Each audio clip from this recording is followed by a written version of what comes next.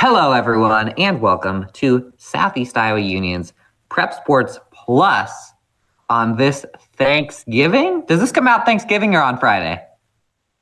Friday. Thanksgiving. Let us be the first to wish you a happy and healthy Thanksgiving. And go Chicago Bears, beat the 10.5-point spread against the Lions. Yeah, let's go DeAndre Swift, drop about 30. Fantasy football, Hunter. This is my man's Hunter football. Hunter football. I need Hunter one Moore. win to get in the winner's bracket.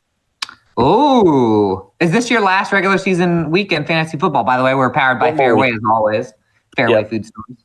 One more week. Not to brag, Hunter, but I think I had been telling you about last month. I had some struggles in fantasy football. I'm in 3 leagues. You're fully back now, aren't you? I am on a 4-game winning streak in all 3 of my leagues. 12-0. Wow, must be nice. 12. I had Saquon Barkley drop 46 last week, and I still lost because the rest of my team were just no-shows. Oh, that's tough. Did you say no-shows or no-shows? Just no-shows. I thought you were going to say I thought you combined the word minutia with no-shows. I was like, what a word. We're going to talk a little. We actually had some real high school athletics happen between last show and this show, including mostly girls basketball. This is that weird week where boys basketball isn't really going.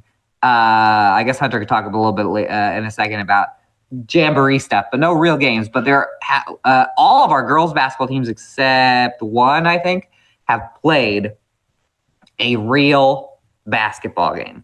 Yep. We're gonna start with the big schools. I will start because I was live at Fairfield High School last night, Mr. Hunter.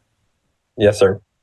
Fairfield High School, where they were hosting the Mid-Prairie Golden Hawks, and it's been game 1 of the season for these 2 schools for like 3-4 years now.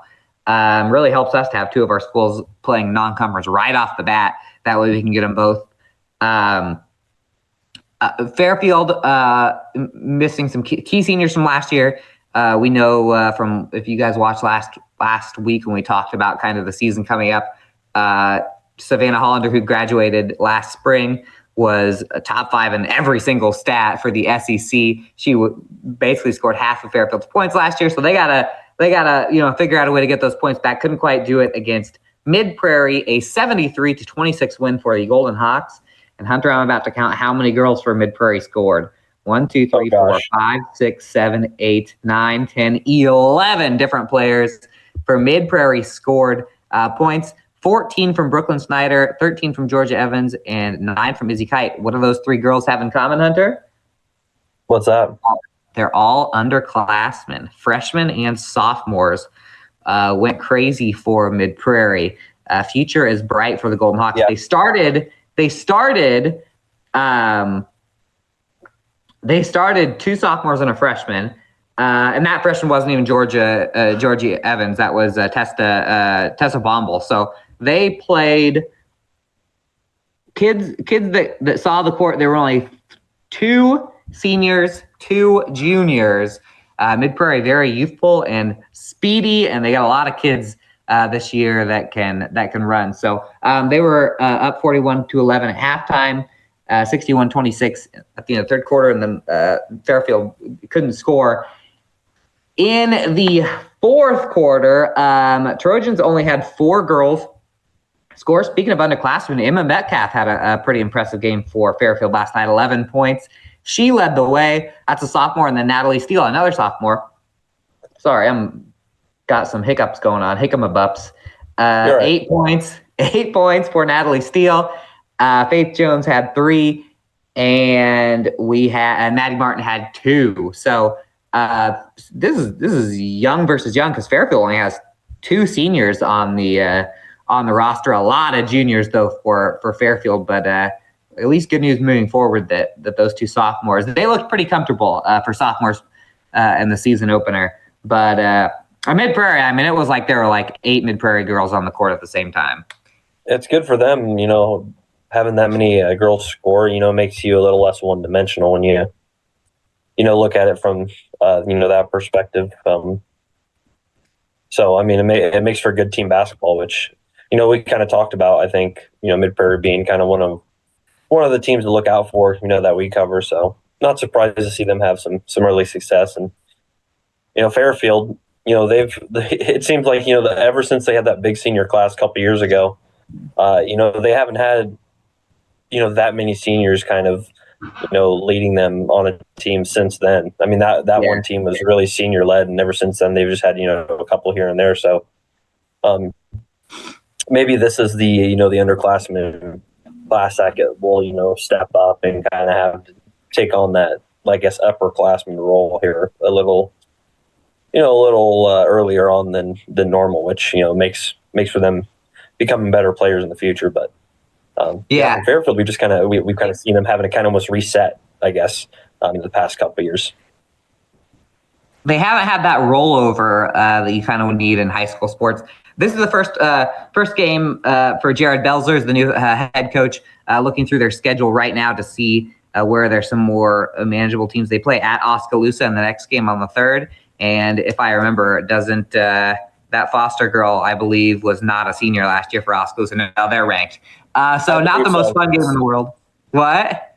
I said I believe so, yes. Yeah, Oskaloosa is going to be a tough one. That's on the road next week. And then Albia and then Fort Madison. So we'll see how they can kind of grow a little bit this month. And hopefully give some teams some better games. But Mid Prairie is that's Mid Prairie is not the oldest team in the world, but a few of those girls at least were playing last year. So right. And then before I headed out to Fairfield, I did stop at Mount Pleasant for like 5 seconds just to get a couple pictures for you because you were out last night. But you have the scoop on Mount Pleasant's opener against Fairfield or against Pella, which I think looked a lot like the Fairfield opener. Another super speedy good team. Yeah, Pella's normally kind of they normally have a pretty solid team, and it kind of showed tonight. Obviously Mount, we talked before we started the show that Mount Pleasant's out some key players here at the early part of the season, so having some girls step up here into some bigger roles. But the biggest focal point in this one was the Pella defense coupled with Mount Pleasant offense, and as you said, it was kind of close early, but Pella just ended up being too much. Ended up taking this one 57-16. Mount Pleasant was held at 2 points in 3 of those 4 quarters on the night. And that was that you ain't gonna win many games doing that. So, right out of the gate, Pella put together its highest point total of the night. Outscored the Panthers 24-2 in that first quarter. Mount Pleasant scored just 4 points in the first half altogether. It was 39-4 at the half.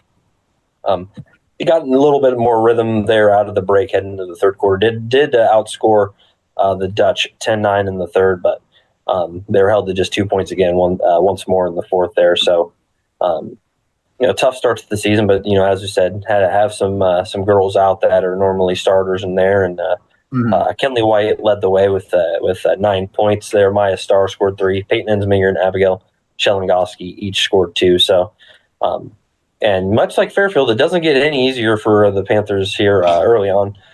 Start 0-1, and they'll be back in action after Thanksgiving here next Monday, taking on a Notre Dame team that's, Notre Dame's always pretty solid in girls basketball. So, at least, recent history. So, it's probably another tough one for the Panthers there. Yeah, well, luckily, I'm pretty sure Notre Dame was all seniors last year because I kind of looked that up. But you can't really even say that about Notre Dame girls basketball because they'll just have a bunch of studs. They haven't been bad since I've been here. So, so Mount Pleasant's without Abby Carthy for a little bit this season. She's hurt. I think she's supposed to come back somewhere around Christmas or something like that. She would have been she's their leading scorer last year.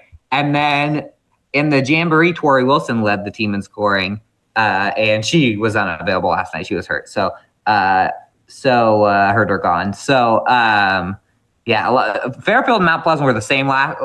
If they played early in the year, I couldn't tell you who would be the leading scorer in that game because that's good. Those are both going to be teams where it's like whoever can put it in the basket will lead you this time around. Mount Pleasant, a lot like Fairfield too. They have 2 seniors, a lot of juniors and sophomores on that team too. Our one big school that did pull off a win is our big school that I think we have agreed on is the team to watch of the three as far as the conference race this year. But Washington Demons, Hunter, last night, overtime winners over Muscatine. Hunter, what were you doing in 2011? How old were you in 2011? I was a freshman. Freshman in high school? Freshman in high school. Yeah, you're right. You were. You're older than I The think. 11 and 12 season, anyway. Yes, that was the last time that Washington had beaten Muscatine. They play Muscatine like every single year. Muscatine had beaten them, I think, 8 years in a row. They've played in 2008, 9, 10, 11, 12, 13, 14, 15, 16, 17, and then they just started playing in 20 and now again in 23. So a common early season team for Washington to play. They were dominating at the beginning of this game. Washington was up almost 20 points. They went to overtime, and the only basket of the entire overtime was Emil Horak made a layup, and they ended up winning this one 55-52. Hunter, behind a couple of 16-point performances. Addison Miller had 16. Kendall Henderson had 16. So a really strong start for Washington. Yeah. I mean, we talked about before the season, the Demons are probably the team that returns the most out of any team we cover. And, last year they were, mostly underclassmen led, just a few seniors, that kind of, started, I guess. And, but now the underclassmen, as I kind of mentioned before about growing into like more of a varsity role, I mean, they kind of got that last year. So they're almost a year ahead, I'd say, than, some underclassmen, don't, it takes a little while to get into the lineup, but they're mostly made up of the same starting five almost as they had last year. So, and Adeline Long back, Adeline Long's kind of getting still back in her bearings under the injury. She had 9 points. So, I mean, it's good to see, some of those other girls, stepping up where, last year kind of, Long led the way a lot of the time before the injury, and they kind of, grew into a different role they had, and it seemed to make them, or I guess help them improve a lot in a lot of areas there. Yeah, they have Albia as their next game. That's a team they did beat last year, but that's on the road. I think Albia is similar to them, where they have a lot of girls back. And then Grinnell on the 5th for the last non-conference game, a win from last year, and then they have Keokuk on the 6th, one day later in the first SEC game. They get the privilege of playing the defending champions, and that one, I believe, is at Washington. Yes, it is. So that will tell us a lot about the conference, I think, early on. See if they can stick with Keokuk. That's obviously one of our more interesting teams to pay attention to because of how they've taken the big jumps, kind of like the volleyball team. So we'll see. We'll see how close they are to that threshold in the SEC. Last year, I think it's going to be a good game. I think so too. This is looking way ahead, but the one thing that Keokuk does is they murder teams that don't have. Which dog was that? Casey. It's like, you guys aren't talking about murder over here, are you? They murder teams that don't have very good or very quick guard play, but obviously Washington does have quick guard play. Yeah. So we'll see. It's going to be a good guard matchup because that's what Keokuk's really good at. They have really good guards too, and really good shooters. And I think Washington matches really well with them. Yeah, it'll be a nice up and down battle, I'm sure. So, and the Grinnell game, I think Washington won by 4 last year. So Washington does have Albia, Grinnell. Those are two teams I think will be a competitive game, and so they'll have that, and they have the Muscatine game. So it's good to have some competitive games early on, so they'll kind of get in the real flow of things instead of blowout wins or blowout losses. One thing we were talking about, we're going to jump to the small schools. We had a lot of small schools in action, and the Super Conference North, which we have no idea what's going to happen this year. It got kicked off. There's only one ranked team in the Super North. Lone Tree, number 10, they went into our most on-fire team so far early season in Highland. Highland was 2-0 coming in. Hunter, we were talking about this before the show that Highland knocks off Lone Tree 60-47.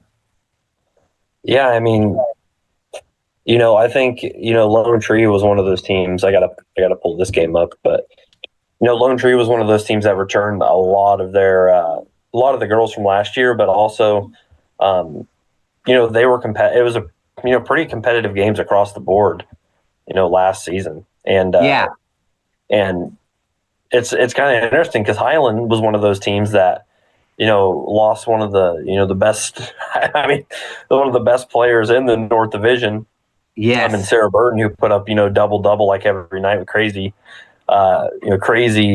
stat line. Well, they kind of lost her and a few other senior leaders on that team, and now we're seeing freshman Cameron Frink kind of step into the spotlight, and she's putting up crazy stat category. So if you're Highland, it's like you're replacing one girl who's putting up crazy numbers with another, and Fink drops 32 on them on Lone Tree, and she's leading the entire state in scoring so far through 3 games. So got another stellar player over there in Highland, and they seem like they have a really good team.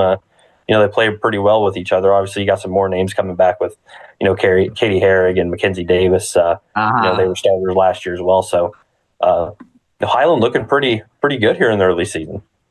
Yeah, 32 points. She had already scored 20 or 22 the first game, and then 18 the second game. I believe last week too she put up, I think it was like 25 points, 20 rebounds. I was like, oh my goodness. Yeah, she that's crazy for a freshman.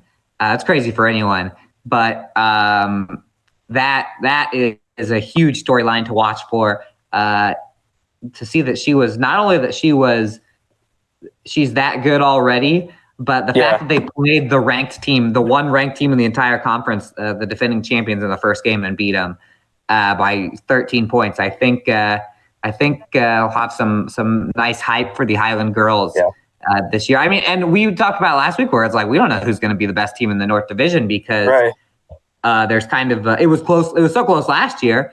But just to run through the rest of the North, though, Columbus, who I think might be the one team where we said like, okay, they would be maybe have a tiny edge up on everybody else because of how good they were last year. They got second last year and bring a lot back. They had a battle with Louisa Muscatine last night, 42-37. Columbus wins that one. They have the usual suspects back on that team: Ariana Vergara with 15, Isabel Rendon with 11, and Lily Coyle with 8. So that's another team, Louisa Muscatine, that could compete for the championship. Waco started stuff out at Wapello, won 41-28 last night. They're up 19-3 at the end of the first quarter. So they really started the year with a couple haymakers. And then Winfield Mount Union, who I saw beat New London the other day, they came back to beat Pekin 19-3 in the fourth quarter. And this Pekin was leading by 4 in the fourth quarter. And WMU came back. And one thing I'll say about WMU is I saw them play against New London, where the two post players, Kinley Buffington and Josie Nelson, combined for what was it, like 40 points and something rebounds. Let me go back to my story and see what I had them for. But Madison Kellogg actually led the team against Pekin. So Kinley Buffington had 23 and 15 in that game against New London, and Josie Nelson had 17 and 11. So both had double doubles. And so then last night, Madison Kellogg beats them. So they've got a really stacked lineup over there. And then Hillcrest dominated in a non-conference game. There's an odd number of teams in the North. So not everyone plays, but there's 4 games in the Super Conference North, and all 4 of them were like up in the air games. Yeah, it's going to be, I mean, no one's like really, blown out anybody, so far. Yeah. Last year we saw basically, every game it was up in the air. So I think it's going to kind of be that way I think it's going to kind of shake out that way. Once again, we really don't know, who's going to take. I mean, obviously, we know that there's, like kind of four, probably four, maybe 4 or 5 teams that could, compete for it. So, yeah. the North Conference battle is always a fun one to watch. Yeah, I can't think of, when I look through the teams, I can't really think of someone who's I'm like, that's definitely going to be the first place team. And I can't really point out a team where I'm like, that's going to be the last place team, because all of them at different points last year, we were like, Pekin's going to be super good next year because of the youth they had. And same with Hillcrest Academy. They have 2 of the best, I think, both their studs, Withrow and Yoder went for over 20 points yesterday. And then Waco and WMU, I think, could both beat anybody. So I don't know, that's going to be our most interesting conference, I think, in the whole thing, is the girls for the Super North. I think so too. Which is good, because we have the most. That's the conference we have the most teams in.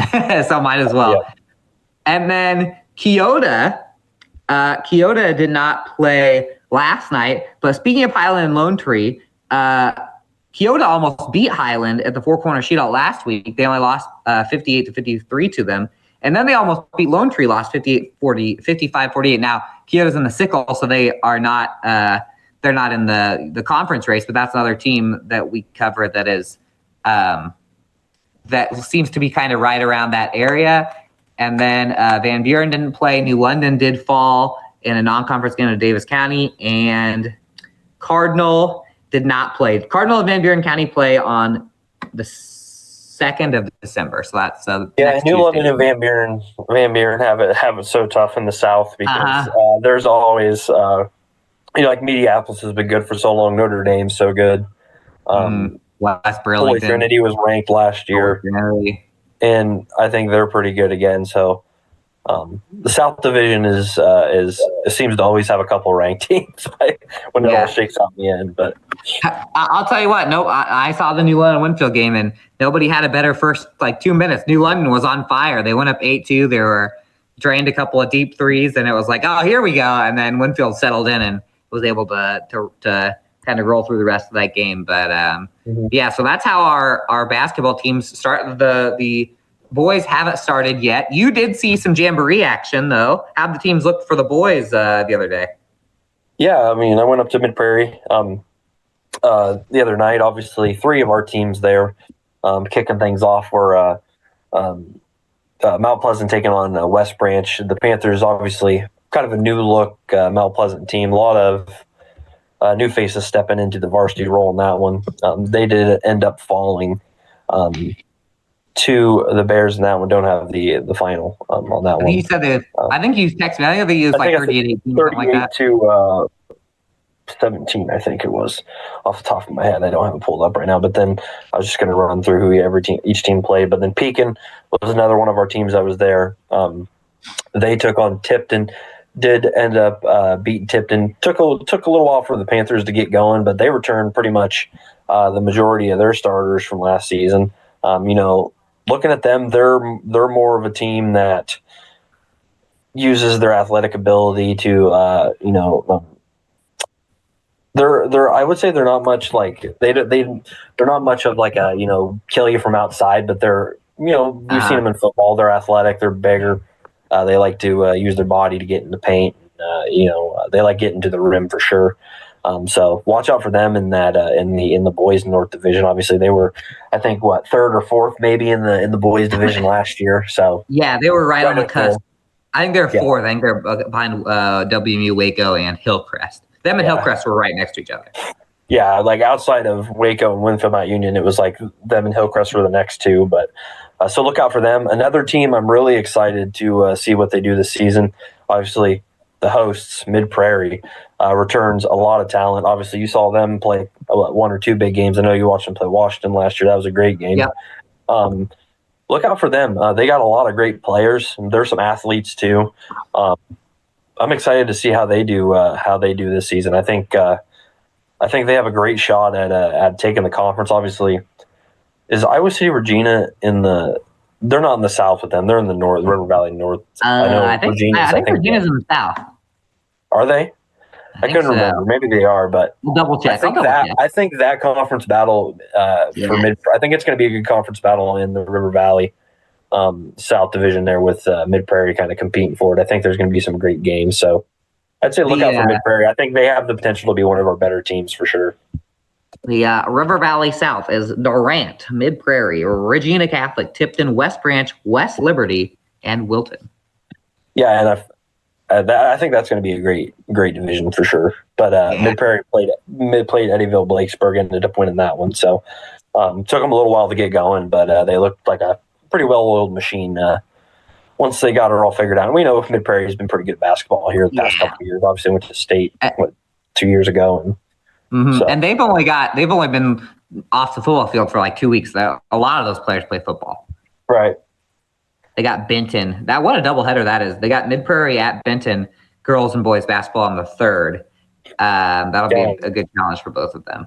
Also, I think Mid Prairie once again this year, and I think boys and girls plays Mount Pleasant, Washington, and Fairfield all this year. Oh, that's good for us. The boys games are all at Mid. Yeah, I know. I love it when our non-conference teams play against each other, so we can hit them both. By the way, my we're gonna have to go to commercial because my computer. I'm gonna pull a Hunter here because oh no, just got the old battery saver notice. So when we come back, we're gonna talk. There was a little bit of girls wrestling the last few days, and then we'll be thankful for stuff because it is Thanksgiving. Yes. We'll be back with the B block right after this.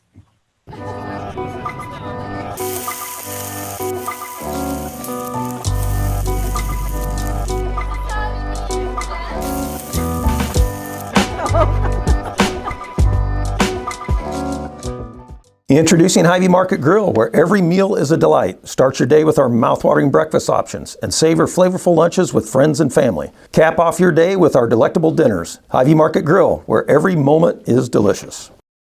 The Connie and Amanda team is dedicated to giving back to our community by actively engaging with our clients, businesses, and the public. When it comes to helping you find your next home, investment, or commercial space, the Connie and Amanda team is here for you.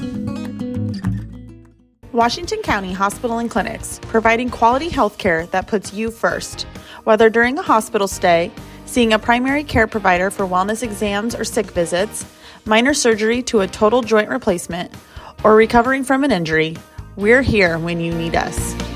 More than you expect for your health care. Washington County Hospital and Clinics.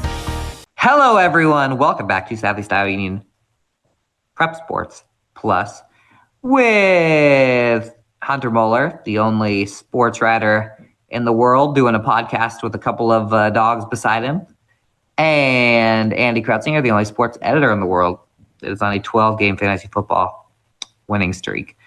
Powered by Fairway, as always, Hunter. Best place to go, get drink, food, whatever, man, eggs. Whatever you need. Get there. And then, you know what? Some stuff they don't have at Fairway, like cars and cooked restaurant food. But you know what? If you just pay attention to the ads down below, there's nothing really that you can't get from our sponsors. You're really not. You can't get them. We're going to talk a little girls wrestling. You were at a little girls wrestling, I believe. No, I don't believe. You were there. I saw the pictures. I was there on Saturday. And you have some girls wrestling from this weekend, and then I'll get into there was one yesterday. So, Hunter, take it away. Yeah, just a little weekend girls wrestling action. Kind of the first big tournaments of the season for girls wrestling. And I was over in Burlington for the Greyhound Girls Wrestling Invitational. Featuring in that tournament were Cardinal, Mount Pleasant, Washington, and we had some good finishes from each of our three area schools in that one. Cardinal finished 5th with 123 points. Mount Pleasant was 6th with 75 points, and Washington placed 9th with 64 points. Cardinal had a trio of second place finishers: Briley Sparks at 125, Autumn Setter at 130 and Macy Grove at 140. They were all runners-up, and then Paisley Kern at 125 also finished fourth. Mount Pleasant's Zen Lee at 145 was a winner, took the title. We've seen her have some early success here in the matches she's wrestled. Olivia Gordy at 235 and Quintry Lee both placed third. And Washington was led by Peggy Miller, Highland wrestler last season, at 145 in second. Her and Lee there from Mount Pleasant battled it out for the title in a great match that went down to the wire. Raya Wellington at 140 and Nora Stoutner at 130 were bronze finishers, and then Allison Reed at 120 finished seventh. And also the Wiltons tournament, four teams in this one. Mid-Prairie, Columbus, Fairfield, and Sigourney Kyoto were all at the Wilton Women's Wrestling Tournament. Mid-Prairie, I mean, they've got a lot of girls out, and they are good. They were the team champions, 182 points for the Golden Hawks. Columbus 7th at 94 points. Fairfield 9th with 74.4 points, and Sigourney Kyoto 12th with 63 points. Ashley Ferrier at 130 was the only Golden Hawk to place first. However, Ruby Miller at 110, Emerson Moore 135, Lakin Lee at 140, and Ellie Callahan at 170 all placed third. For Columbus, Josie Nelson, obviously Winfield Mount Union kid at 145 was a first place finisher, succeeding on the wrestling mat and on the basketball court. Love to see it. I think this was Saturday, right? Yeah. So this would have been hours after her double-double, because Friday night she'd play basketball on Friday night and wrestle on Saturday morning every single weekend this winter. Kudos to her. Maritza Tover at 110 and Jada Motes both finished fourth overall for Columbus. Fairfield had a pair of second-place finishers in the Lee Abbott at 110, and Samantha Lyons at 170. Kendra Allison at 235 placed fifth, and Haley Uland at 140, and June Connor at 105 took sixth. For Sigourney Kyoto, shocker, Rihanna Utterback at 115 was a winner. Kia Montgomery at 130 took second. Madison Clarahan at 190 placed fourth, and Izzy McGlaw placed fifth.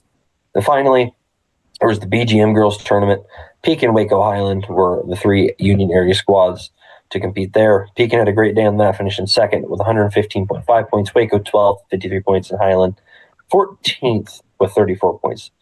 Haley Pedrick was the Panthers' lone winner on the day at 140. Pekin also had two second-place finishers in Alexa Nelson and Riley Fry at 110, 235, and then Ella Rose at 145, and Lila Miller at 135 took fourth.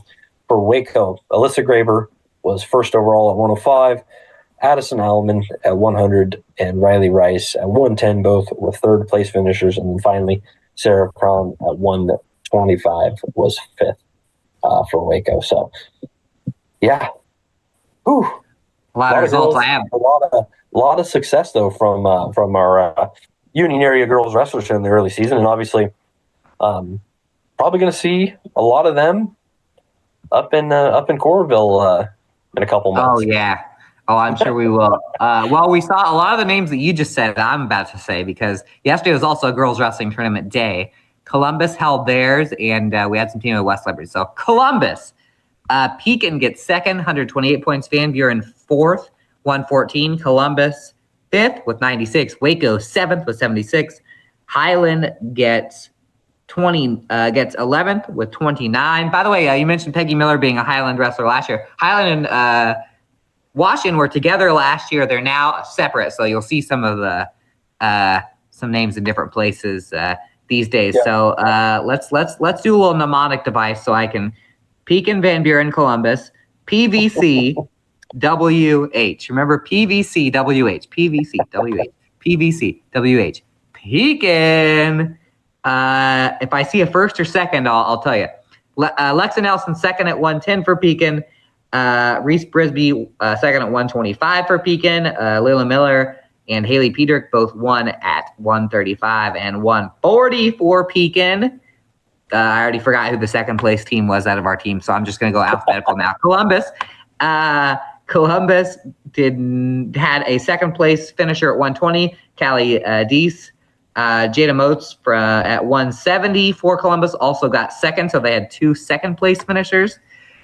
Highland had two girls wrestling, both got top three. A first place out of Chloe Sexton.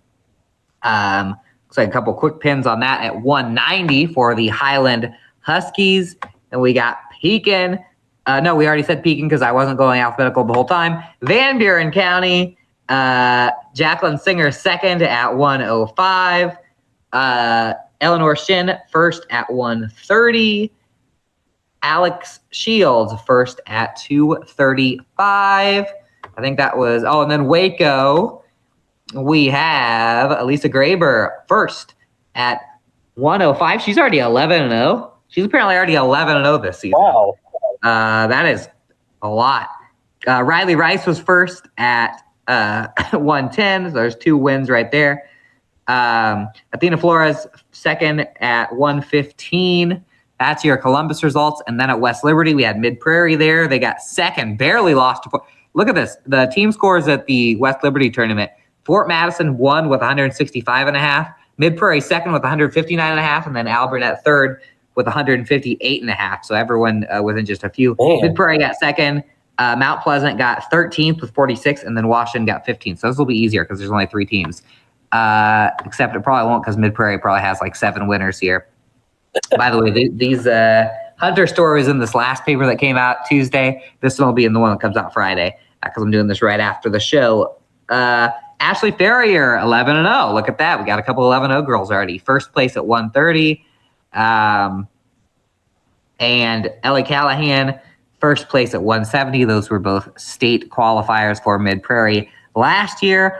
For Mount Pleasant, we got another win from Zinlin Lee. She gets first at 145. She's 7-0, so creeping up there for the Panthers.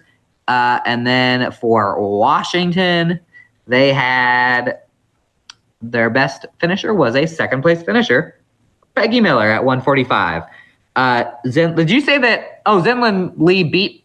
Did you say in your thing that Zinlin Lee and Peggy Miller went against each other? Yeah, for first and second. And then Zinlin Lee won that one? Yep.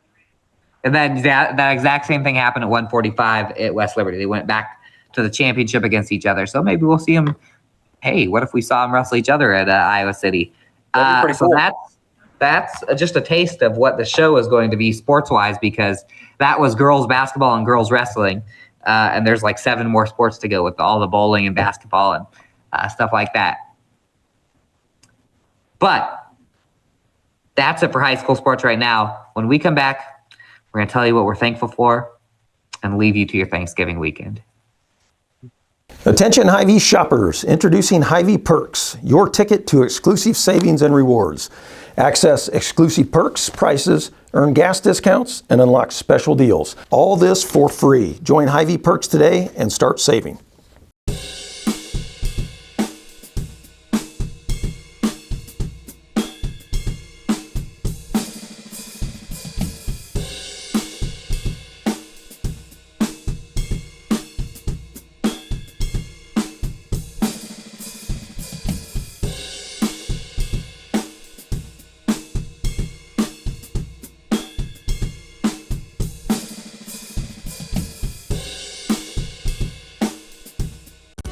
At Seafirst Credit Union, we're all about making connections, like how we connect you with a flexible financing you need to install that all-season room or remodel your kitchen with a home equity line of credit.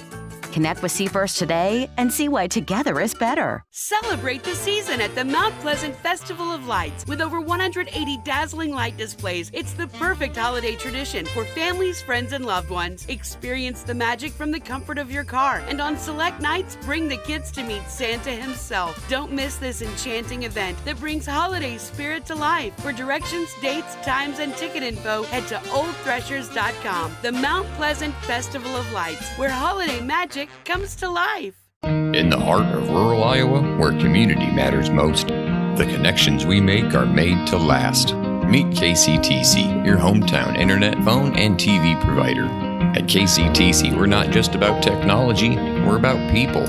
Our dedicated team are your neighbors, committed to bringing you top-tier services right where you live. We believe in giving back to the community that raised us. Experience the power of a real connection with KCTC. Join us in building a stronger, more connected Southeast Iowa.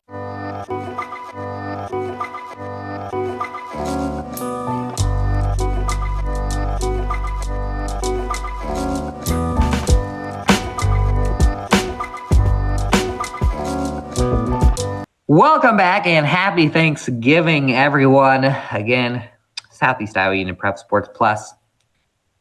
We're going to leave you with what we are thankful for. Hunter, what are you thankful for this Thanksgiving? I'm thankful for family, my friends, my dogs, football. Of course. Thankful to be healthy. Thankful to have a roof under my head. This is good stuff right here. A lot of things. Just grateful for a healthy life. Love it. Yeah, I think health really jumps up when you get older. You didn't tell me I was like leaning back, looking like I'm laying dead. No, that was good. That was like, we should almost put some like soft music behind that. That was good. Got me emotional. Yeah, thankful for being healthy. Tell me about it. Thankful that when I wake up in the morning, I can get out of bed without my back hurting too much. Thankful that it hasn't been freezing cold outside. Oh, I know. Family, dog, of course, food. I'm looking at the Stop the Spread of Germs COVID-19 giant sign that was revealed last week that we've had in this office for years now. Thankful of that. Well, that's all pretty much over. Knock on wood. Thankful for football. Thankful that they apparently found out who DB Cooper was. Did you see that? What? Yeah, they found out that it was just... No, this is a time for being thankful. I almost aired a grievance right there. I felt the grievance rising in my... It was just a guy that they had thought it was a long time ago, and then he died, and then the FBI was like, no, it's probably not that guy. And then apparently they found all the stuff he used in his old house. He died like 30 years ago. Wow. If I was to air grievances, he actually did like 50 years ago. If I was to air grievances and put the show in jeopardy, I'd say that most of these unsolved mysteries, it just turns out to be the guy that the FBI said didn't do it, that everybody else knew did. I could hijack a plane. That's crazy, dude. That's crazy. No money on this. So it ended up being the guy they thought it was, but then they said it wasn't him, and then it was him. Yeah, they're like, oh, he didn't match. We thought he was. I was reading about it this morning. They discovered a parachute, the parachute that he had requested. By the way, DB Cooper, for all you non-history nerds out there, he was a dude who straight up hijacked this plane for like how much money, Hunter? A lot of money. A lot of money. And that was in like. And then he was he was in the wilderness, like he was just out in the like middle of a forest. Yeah, and he's just like, hey, obviously he was not to get too deep in here, but he was armed. He got the money. He jumped out. They never found him. And then they're like, oh, it might be this other guy who hijacked another plane that we caught a lot like the next year.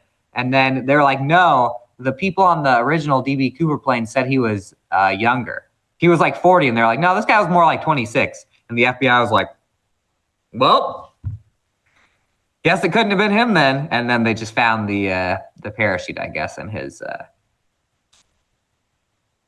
I'll be reading about it more today. I couldn't get as into it because of the show and because of work, but yeah, thankful they got that. They got that guy. That was like one of the biggest mysteries of my childhood. Yeah. Of the world. It's crazy. They're solving all these, because they got the Zodiac guy like 2 years ago. Remember that? And then and then it just turned out to be the guy that everyone thought it was going to be, and the FBI said it definitely wasn't. That's crazy. Yeah, I want one of these reveals to be like, oh, it was Hunter Moeller of the Southeast Iowa Union. He completely fooled people. He was going and taking pictures for 2 minutes at high school basketball games, then doing crime, and then coming back for the end of the high school basketball game to do interviews. They never. Then I'd be impressed. That would get you going, huh? I would be like, you know what? That was a great stinking mystery. Put that on a Netflix documentary. Anyway. That would be wild. I'm just sitting here talking to you guys every day. I'm leading a double life, man. Leading a double life. It would be fun to lead a double life. Except I think I'd just be caught immediately. And then I'd be leading a single life. In bars. Behind bars. Thankful that we're not, that the parts of our brains that would tell us to do crazy stuff like that is not fervent enough in our brains, and that we instead are sports writers in small town Iowa. Thankful for those. We got it made, man. We got it made. We are made men working for the Southeast Iowa Union, and we're both thankful. Peter, I'm not sure if anybody can hear him talk, but what are you thankful for, Peter? If you can talk, I'll say to the audience what you said.